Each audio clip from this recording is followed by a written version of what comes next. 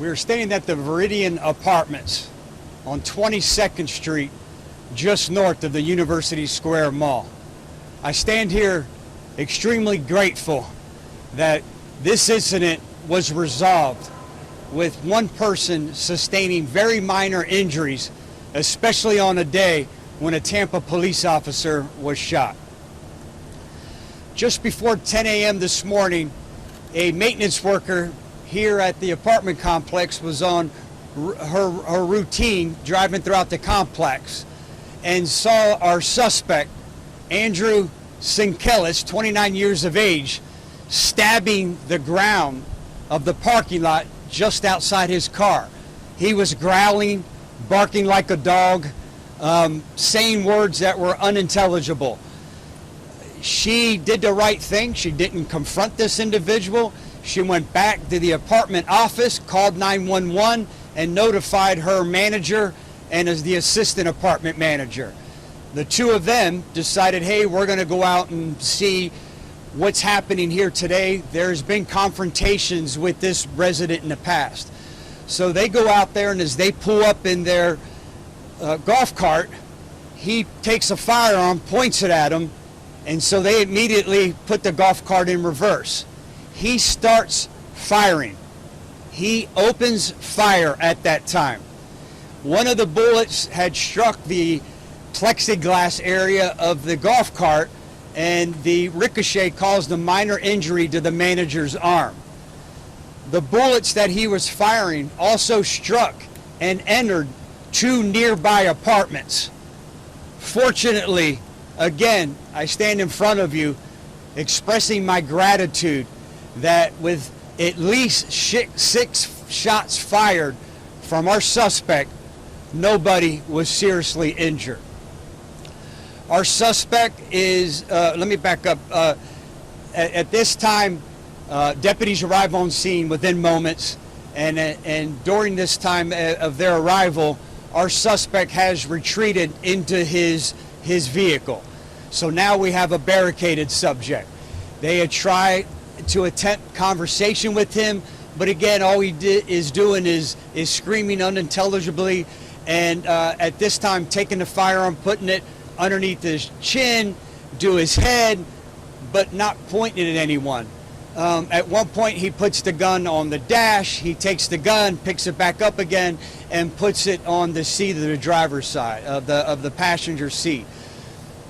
During this time, they had tried to establish some type of rapport to try to de-escalate the situation. But again, those efforts are futile at this time. He's non-communicative with anybody. SWAT team gets here quickly, is able to assemble, moves in. As they move in with two of our armored vehicles, they discharge 4 rounds of a gas irritant inside the vehicle, but again, ineffective. The gas is ineffective. I think the gas affected the SWAT operators more than they did our bad guy during this time, because even after this was over and I walked up, it was still a strong smell of this gas irritant coming from the vehicle. So they made the determination, since the gun was placed, that there was a small opportunity, a small window. So they moved in, opened the door. They attempted to retrieve our bad guy from the car. He is being combative, so they used their taser. The taser is effective at this point. They're able to gain control, remove him from the vehicle, and place him peacefully under arrest. Michael Sinkelis is now facing 2 counts of attempted murder. We now know that he's a recent resident, a new resident of this apartment complex. He just moved in June of this year. We are told he moved here after he was discharged from the United States Marine Corps. I have to tell you, there's a lot of gratitude here today that there were minor injuries, that none of our deputies were injured, but I also have to take a moment to thank our county commissioner, our county commission, our county administrator, and this community.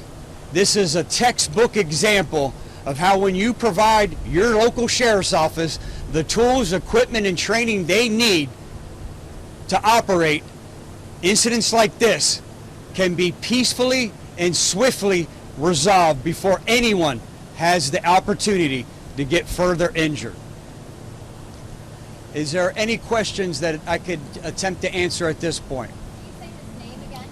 Yeah, Michael Sinkelis, 29 years of age, and we'll certainly put that out to you. The spelling's a little different than you normally would think, so we'll get that information out here very shortly.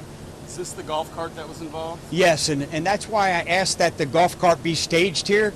Imagine pulling up, they're a very short distance, 5 to 10 yards away. When he pulls out the gun, they're like, I shouldn't be here.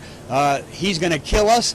They put it in reverse, and as you can see the bullet hole here, I'm still baffled how one of these representatives from the apartment complex, the manager or assistant manager, wasn't struck. I can't believe that they were only struck with a ricochet or a piece of the glass, and that we're not talking about something more serious. Where is his car? His car's in the rear of the complex. We do have some photos of that. We'll release that as well, where you can see where the SWAT operators deployed gas trying to get him to exit the vehicle. Where is he now? He did go to the hospital to get checked out. He's fine. The only thing wrong with him was the prongs, where the prongs went in. There's abrasions there, but again, no serious injuries to him or any law enforcement officer that responded to this incident scene here today.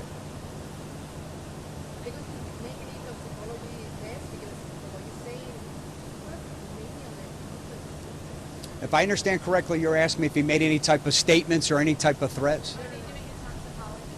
Oh, probably not. Again, that's up to the detectives. I don't believe that that him being under the influence played a role in what occurred here today.